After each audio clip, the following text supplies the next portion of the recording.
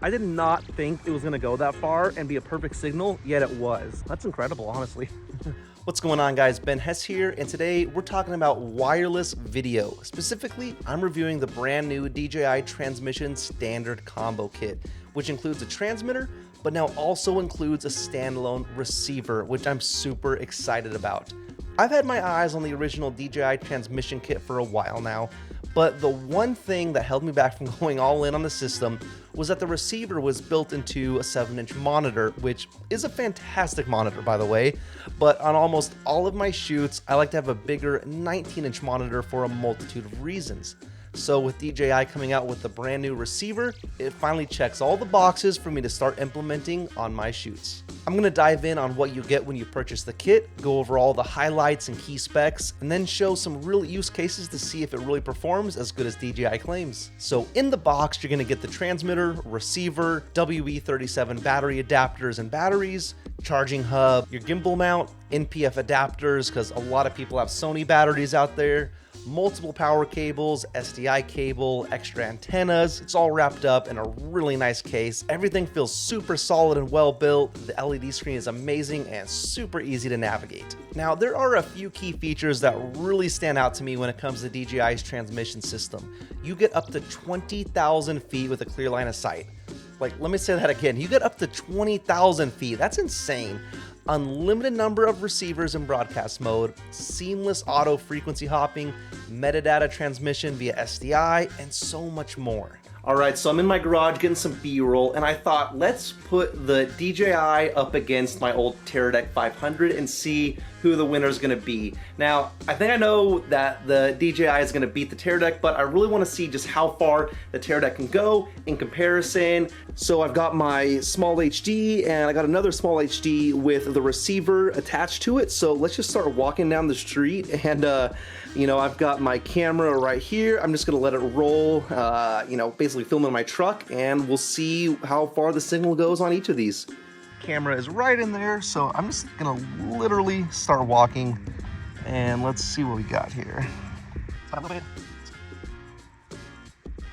Okay, so not even 50 feet, the Teradek has cut out. I am going through my garage, so it is an extra barrier, but that's not super impressive. So I'm gonna set the Teradek down. Let's see how far the DJI transmission and receiver work. So after the test on my street, I'm actually really curious how far I could push this. So parked my truck right here. I'm literally just gonna grab the receiver and the monitor and just start walking down this road.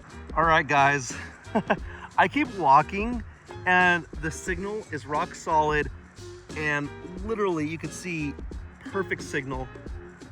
And where's my truck? It is way down there. Let's keep zooming in. Yeah, multiple football fields away. Perfect signal. So I'm headed back to my truck because, the road just keeps going to the freeway. It's a clear line of sight, and judging by how far I've gone so far, I know it's gonna get there. So, wow, I'm honestly really impressed. I did not think it was gonna go that far and be a perfect signal, yet it was. I think DJI is not lying when they say it could go up to 20,000 feet. Wow, that's incredible, honestly. Now, the main benefit of having a standalone receiver is because you're going to want to attach it to a bigger monitor, which I love to have on set for a multitude of reasons. It's great to have a big monitor to really help dial in a scene for lighting. That way I don't have to squint at a smaller screen, but a big one just kind of eases my eyes. I can see more details on it. Love looking at big monitors on set. And it can be easier to make sure shots are in focus with bigger monitors, especially when you're doing long interviews and if the subject is kind of moving around a little bit and you don't have autofocus. Having a big monitor can be a very easy way to make sure everything's in focus. And probably the number one reason to have a receiver connected to a bigger monitor is for the client. That way the client and everyone else can be huddled around a big monitor instead of a small one. That way it's easier to look at, the client can give feedback right then and there. Now, one feature that also stood out is the unlimited numbers of receivers that can be connected to a transmitter. Because believe it or not, there's been times when I've maxed out my Teradek kit in the past. For those of you who are just starting out or on smaller productions, you might not think you will have a need for more than a few monitors, but you'd be surprised just how quickly you find yourself needing more monitors. For instance, you've got your DP, your gaffer, your first AC, you need a monitor for the director, and then let's say 1 to 2 client monitors. Right there, that's gonna be 6 monitors on a pretty small crew, and that's just for one camera. Imagine having a multicam setup. So the unlimited number of receivers, definitely a game changer. And if you shoot RED or ARRI, the receiver also has the capability to transmit metadata via SDI. And this info could include the file name, your time code, camera settings, lens info, everything you need to get a jump start on post-processing and keep everything nice and organized. All right, we're gonna do some car-to-car testing, see how stable the video signal is, and I'm gonna break down our kit real fast. So we've got the black arm, and it's triangulated through the bed of the truck and the hitch, so really rock solid. We've got the DJI Ronin 2, really powerful motor, so we know it can handle high speeds, the wind, all of that stuff. And as far as the camera setup goes, got my Monstro, and something unique that I like to do is mount everything on the camera, because a lot of the times I'm going straight from car to car. Let's say we're at a dealership and we're filming the cars, and then we come back and we need to film some wide establishing shots on the ground. Because the transmitter is right on the camera, I can take this whole setup off and immediately go into handheld mode.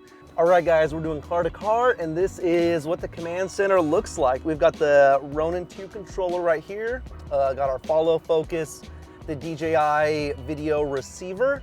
It's inside, we got it powered from the battery, and what's really nice, this has 2 SDI outs, so we're putting it to 2 images or 2 monitors at the same time. Let's see, let's record this SUV right here. Oh yeah, looks really good. So far the image has been crystal clear, and you know, my previous transmitter, it would be cutting in and out because you know, we're pretty close to it physically, but there's a lot of electronics going on within the truck, and so it could really mess with the signal. And I'm sure what the receiver's doing right now is seamlessly hopping between the best signal to try to figure out what's going to be the cleanest image, which is nice. I can't even tell that it's swapping channels right now. And in the past, whenever we would especially like gun it, for some reason, the signal would just drop out and go crazy glitches. And so far we've gunned it quite a few times. Image is crystal clear. Overall, really impressed for car-to-car filming. And special shout out to, we got Alex, he's driving, Ryan's doing the BTS, but they're with Rocka Visuals. We're based out of the Central Valley, but you know, we'll serve all of California, especially the Los Angeles region. They do sick works. If you guys need any car-to-car filming, hit them up. My previous wireless system has been the Teradek 500 series, which has served me well for a majority of shoots, but there's been some crucial times when it's fallen short of what it's supposed to do. I kid you not, last week we were filming in a recording studio between walls, and we literally had to move the client monitor within 15 feet to make it work, and then we had to run 100 feet of SDI cable to send the signal to a separate room. When shooting cars, there's often times when we want a very specific mark in the road and we're gonna do a complex move. And just like last week on my Teradek, that signal cut out, so we literally had to keep driving down the road, flip around, wait for traffic, and then flip around again to line up and repeat the same shot. So having reliable gear on set is crucial. And that's where DJI has come into play. In fact, it's probably the most stable wireless transmission system on the market, hands down. Comparing the latest transmission system from Teradek and DJI's transmission system, they do have specs that differ slightly, such as DJI is going to be 1080 versus Teradek might be 4K and have just a little bit less latency. But with Teradek, to get a similar range, you're gonna have to spend nearly $20,000 for something like that. Like, that is insane. I personally could not justify getting something like that. And so with DJI coming out with something that's affordable yet super reliable, I think this serves a great purpose in the market right now. All right, it's been a few more days of putting the DJI Transmission through a few tests, and I can safely say this thing rocks. Super solid. The range is unbeatable, literally. I mean, you're comparing it with very high priced transmitters out there for a fraction of the cost. Overall, this is going to be the best bang for your buck out there. And DJI did send this to me, but I'm not getting paid to say any of this. This is all of my honest review and the actual use cases that I would use it. So that's kind of why I put it through these certain tests to show you guys how a cinematographer like myself will use this equipment. And in addition to the receiver, they've also come out with the DJI Transmission Hub, and it's got 4 different cables, one for power, one to connect to the LiDAR rangefinder, the video transmitter, and the focus motor. So this really completes the ecosystem, and now you can essentially use autofocus with your manual lenses. And the coolest part is you don't even have to use their RS3 Pro gimbal. You can use this on a tripod, for example. If you have any questions for me, be sure to drop them in the comments below, and I'll be sure to answer them, and I'll see you guys in the next one.